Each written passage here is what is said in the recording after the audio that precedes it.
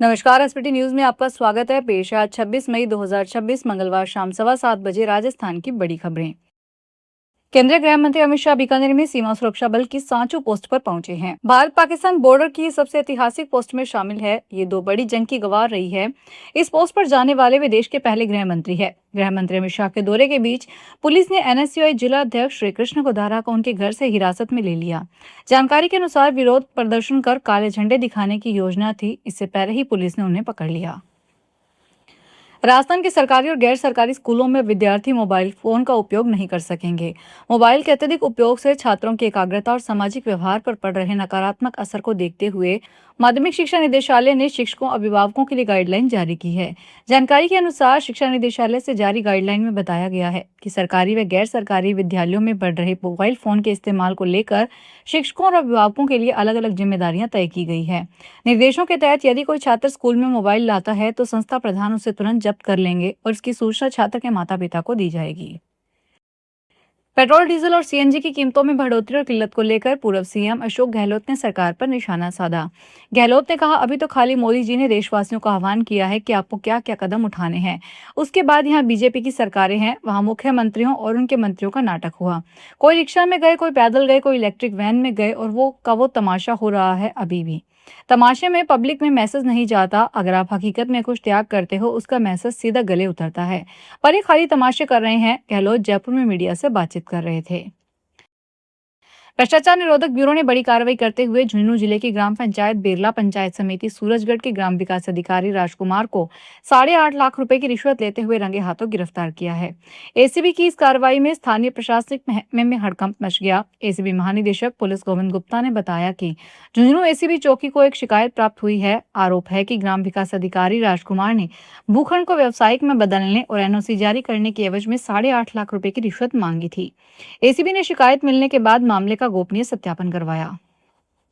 सीकर की DCB branch ने rings police के साथ मिलकर नकली घी के खिलाफ कार्रवाई को अंजाम दिया है। टीम ने सीकर जयपुर बॉर्डर पर स्थित एक घर में दबिश देकर 210 किलो नकली घी पकड़ा है। इतना ही नहीं, कई कंपनियों के खाली टिन भी मिले हैं। पुलिस ने मामले में नकली घी बनाने वाले आरोपी युवक को गिरफ्तार किया है। डीसीबी ब्रांच के एएसआई महेश कुमार यादव ने बताया कि ह्यूमन इंटेलिजेंस के जरिए सूचना मिली थी कि सरगोट गाँव के एक मकान में नकली घी बनाया जा रहा है। इस सूचना को आइडेंटिफाई किया गया। अमेरिका के विदेश मंत्री मार्को रूबियो मंगलवार सुबह विशेष विमान से जयपुर से नई दिल्ली गए। रूबियो को विदा करने कोई मंत्री, सीनियर अफसर एयरपोर्ट नहीं पहुंचा। जूनियर पुलिस अफसर और प्रोटोकॉल अफसर ही मौजूद थे। दिल्ली लौटने से पहले उन्होंने अपनी पत्नी और अमेरिकी प्रतिनिधिमंडल के साथ में विश्व प्रसिद्ध आमेर महल का भ्रमण किया, जहां उनका राजस्थानी परंपरा के अनुसार भव्य स्वागत किया गया था। जम्मू कश्मीर में मौसम का दोहरा रूप देखने को मिल रहा है। जहां एक तरफ द्रास और जोजिला के पास ऊंचाई वाले इलाकों में ताजा बर्फबारी से ठंड बढ़ गई है, वहीं जम्मू संभाग में अगले 48 घंटे के लिए हीट वेव का अलर्ट जारी किया गया है। वहीं जोजिला के पास द्रास सेक्टर और मीना मार्ग के ऊपरी इलाकों में भारी बर्फबारी हुई। इससे तापमान में तेज गिरावट आई और पहाड़ बर्फ से ढक गए। स्थानीय लोगों के मुताबिक ऊंचाई वाले क्षेत्रों में बर्फ जमा हो गई है और ठंडी हवाओं से सर्दी लौट आई है। वहीं उत्तराखंड में बद्रीनाथ से लेकर हेमकुंड में बर्फबारी से मौसम ने एकदम करवट ले ली है। राजसमंद में उदयपुर की भ्रष्टाचार निरोधक ब्यूरो की टीम ने पटवारी को 4,000 की रिश्वत लेते पकड़ा है। पटवारी को जैसे ही एसीबी की टीम के आने की भनक लगी, उसने रकम टॉयलेट में फेंक दी। एसीबी ने रकम टॉयलेट से बरामद कर ली। आरोपी पटवारी नामांतरण खोलने के एवज में 7,000 रुपए की डिमांड कर रहा था। उसमें 1,000 रुपए उसने पहले ही ले लिए थे। सौदा 5,000 में तय हुआ था। एसीबी के अनुसार पटवार मंडल सेवा, तहसील खमनौर और अतिरिक्त प्रभार पटवार मंडल बड़ा भानुजा के पटवारी राहुल शर्मा को रिश्वत लेते रंगे हाथों गिरफ्तार किया गया। भारत और अमेरिका ने महत्वपूर्ण खनिजों और दुर्लभ मृदा तत्वों के खनन तथा प्रसंस्करण की आपूर्ति को सुरक्षित करने के संबंधी भारत अमेरिका द्विपक्षीय रूपरेखा पर आज मंगलवार को यहां हस्ताक्षर किए गए। क्वाड देशों के विदेश मंत्रियों की बैठक में हिस्सा लेने यहां आए अमेरिका के विदेश मंत्री मार्को रूबियो और विदेश मंत्री एस जयशंकर ने क्वाड बैठक से इतर तक इस समझौते पर हस्ताक्षर किए हैं। जयशंकर ने बाद में कहा कि दोनों देशों ने इस महत्वपूर्ण समझौते पर हस्ताक्षर किए हैं और इस विषय पर क्वाड सदस्य देशों के साथ बैठक में चर्चा हुई थी।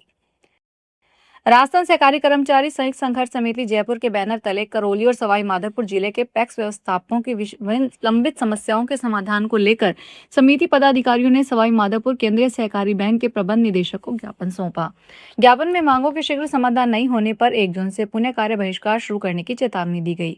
समिति पदाधिकारियों ने बताया कि 27 फरवरी से 21 अप्रैल 2026 तक राजस्थान सहकारी कर्मचारी संयुक्त संघर्ष समिति के आह्वान पर प्रदेश भर में कार्य बहिष्कार किया गया था।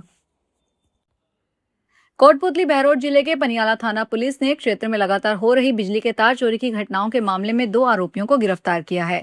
आरोपियों ने ग्राम बनेठी रामगढ़ क्षेत्र में स्थित सोलर पावर प्लांट से जुड़ी हाई टेंशन बिजली लाइन काटकर चोरी की वारदात को अंजाम दिया था। पुलिस के मुताबिक आरोपी रात के समय विद्युत पोलों पर चढ़कर सुनियोजित तरीके से कॉपर युक्त बिजली तारों को काटते थे और उन्हें चोरी करके ले जाते थे।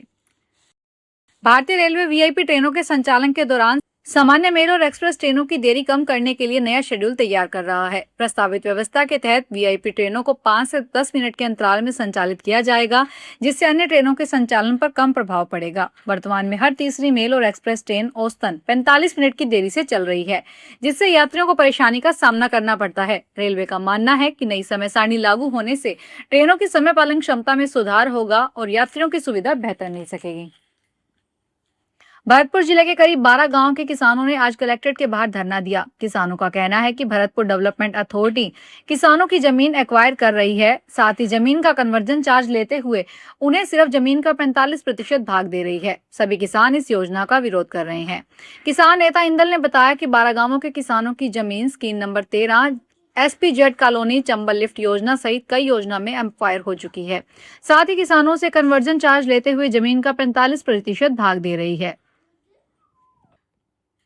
धार्मिक जागृति, सांस्कृतिक एकता और राष्ट्र निर्माण को लेकर अश्वमेध धर्म ध्वजा यात्रा निकाली जाएगी। लखनऊ, अयोध्या, दिल्ली सहित देश के अनेक शहरों से होती हुई 11,800 किलोमीटर की यात्रा 4 चरणों में पूरी होगी। यात्रा का पहला चरण 20 अक्टूबर से नोएडा से शुरू होगा। यह यात्रा पैदल, वाहन और ट्रेन के माध्यम से पूरी की जाएगी।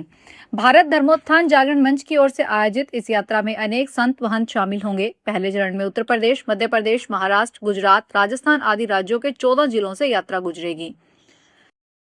मध्य प्रदेश के पूर्व मुख्यमंत्री और केंद्रीय कृषि एवं किसान कल्याण मंत्री शिवराज सिंह चौहान ने प्रधानमंत्री नरेंद्र मोदी के साथ अपने 35 साल के अनुभवों को किताब के रूप में पेश किया है। उन्होंने अपनापन नरेंद्र मोदी संग मेरे अनुभव नाम से पुस्तक लिखी, जिसका विमोचन आज दिल्ली में किया गया। शिवराज सिंह चौहान का कहना है कि यह पुस्तक युवाओं को विशेष रूप से प्रेरित करेगी। इसमें अनुशासन, तपस्या, समर्पण और लोगों के साथ अपनापन से बड़े लक्ष्य हासिल करने की सीख दी गई है। फिलहाल इस बुलेटिन में इतना ही। फिर हाजिर होंगे बड़ी खबरों के साथ।